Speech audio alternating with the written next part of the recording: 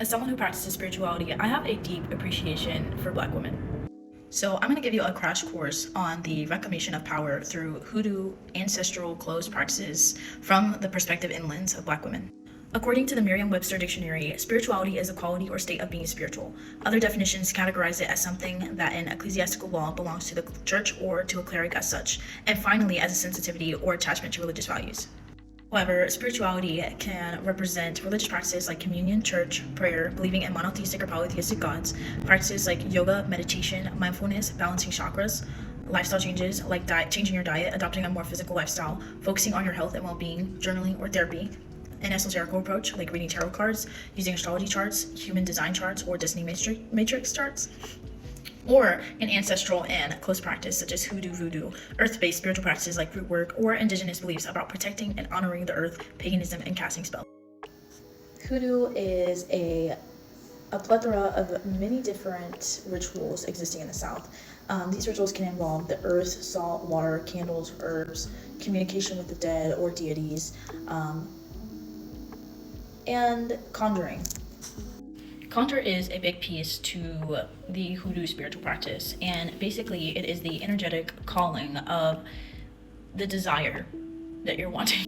I want to make sure that I am representing Hoodoo from the lens of resilience, because Hoodoo represents ancestral resilience and collective survival.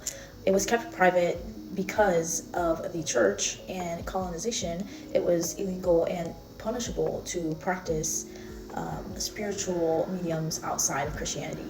So this oppression made Hoodoo sacred in turn. It was kept private and integrated through the Black Southern Church. And this is why you hear gospel and conjure music. They're basically one of the same kind. These two were birthed and existed in the presence of oppression. I've included a quick few examples in the next clip.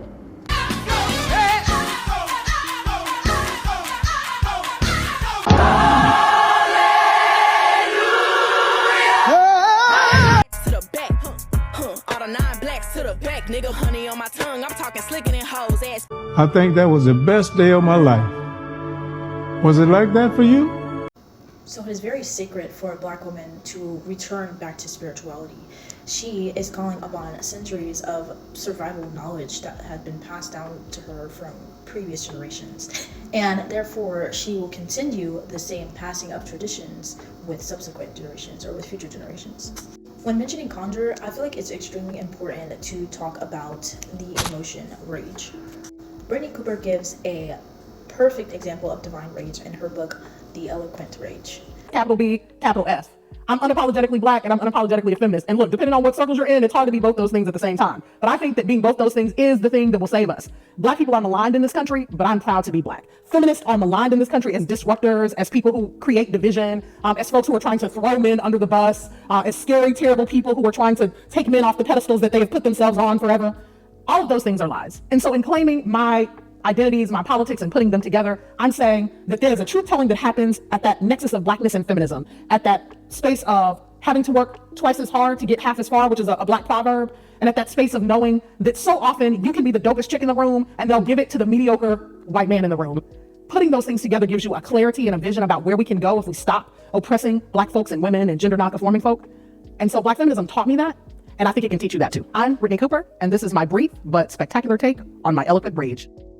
She introduces the stereotype of the angry Black woman, and she battles it, and she tells her experience working through trauma wounds related to self-love and sacrifice and the experience as a Black woman living in America. She quotes, "My anger is a gift. It clarifies and transforms." And so within this divine rage, Brittney kind of takes us through the journey of her learning how to use divine rage as a tool, as kind of almost like armor or equipment. It's targeted and it fuels her efforts to fight back against oppressive systems, just dismantling it in the way. Calling back her divine rage is the reclamation of autonomy and power, and pure power at that, is pure authenticity. I am taking back my rage. In a lot of ways, this rage is ancestral because this is the rage that allowed previous generations to fight against slavery, to fight against extortion, to fight against injustice.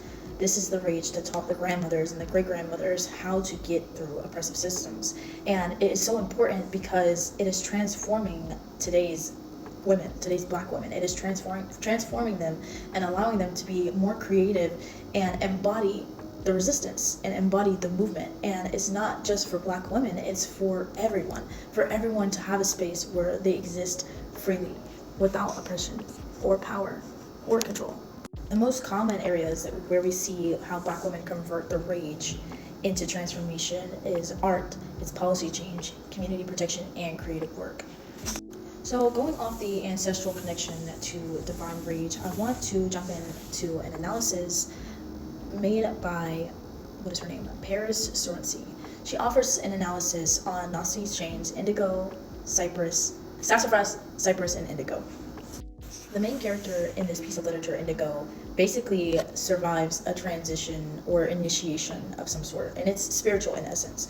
She has this great connection to her ancestors, and with that can call on intrapersonal kind of powers that the rest of her family does not have access to, and this is because they don't have that same connection to the ancestors. So Indigo, through her practice of doll making, and fiddling, and eventually midwifery, we see this character's dynamic kind of transform as she experiences the power of her ancestry. And she, throughout the story, takes her pain and transmutes it into life force energy, which then heals her communities around her. There is some polarity in the story. However, Indigo's mother represents an energy that wants to escape from the patriarchy. However, she feels bound by the societal rules and expectations that the patriarchy forces upon her in the context of oppression. So Indigo serves as a bridge from the spiritual and the physical world, and she learns through age and through experience how to properly and responsibly handle ancestral power.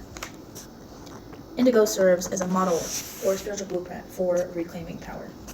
I like this analysis because it kind of goes over how Indigo is met with herself in an example where she uses her power kind of in an egotistical way, but then learns quickly right after that her powers are meant to be used for the greater good and not for selfish reasons. However, it's less about like being selfish, and it's just more about explaining her experience as her character's dynamic changes throughout the story. So next, I'm going to hop into politics of recognition and public misrecognition for Black women, which is extremely important. So we're going to talk about Charles Taylor's politics of recognition.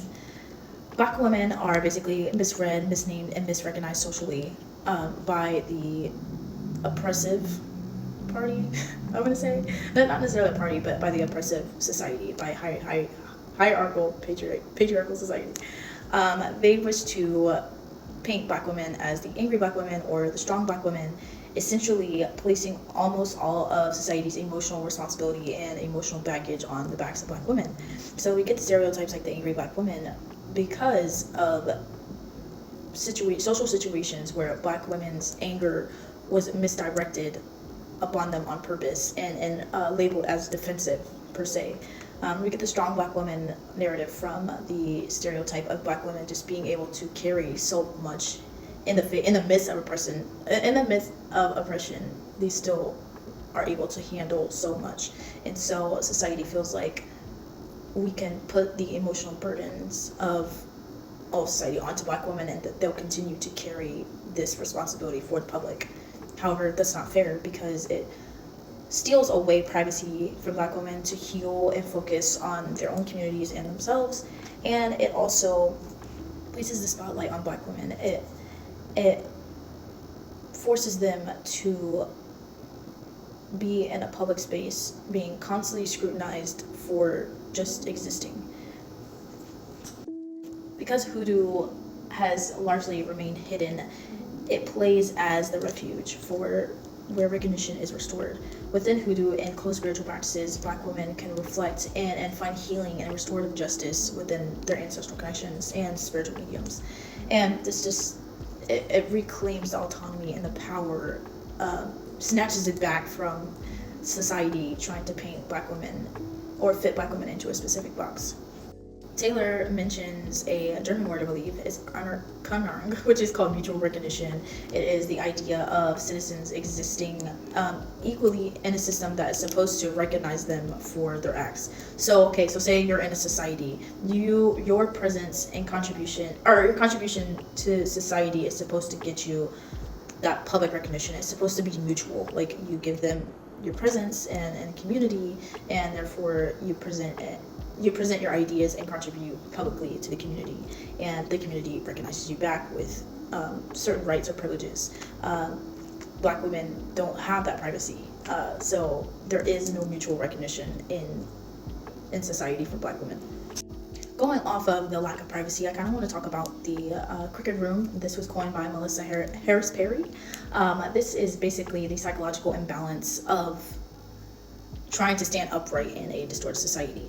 It is the presence of black women existing in a room that is already crooked. So basically, there is no level, equitable playing ground for black women. There is always extra work or an extra leg that has to be done for black women to be recognized just in existence. And so these hoodoo rituals, like cleansing with water or salt baths, altars, or pouring libations,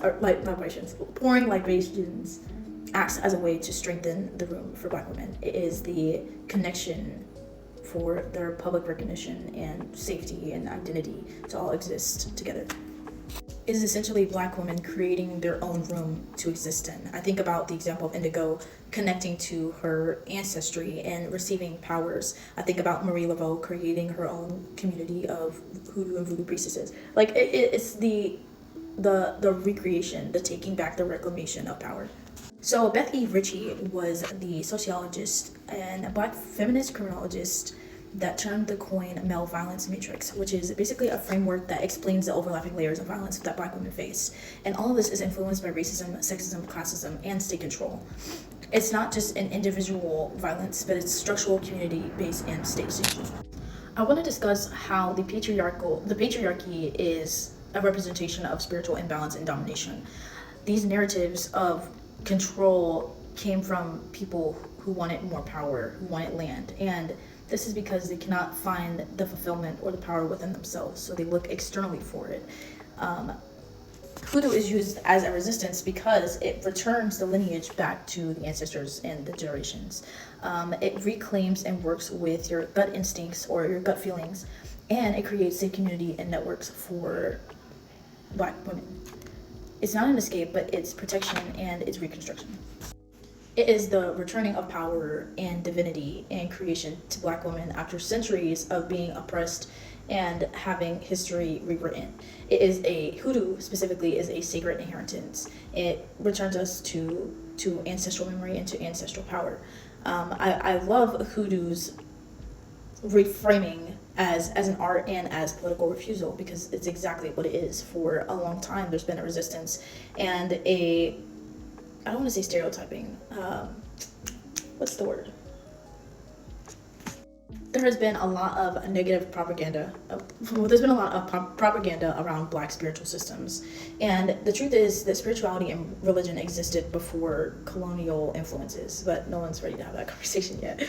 Black women's spirituality is communal, it's generational, it's innovative, and it's healing.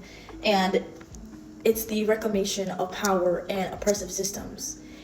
By reconnecting to ancestry, these ancestors offer recognition, healing, and sovereignty where society refuses to offer it to black women.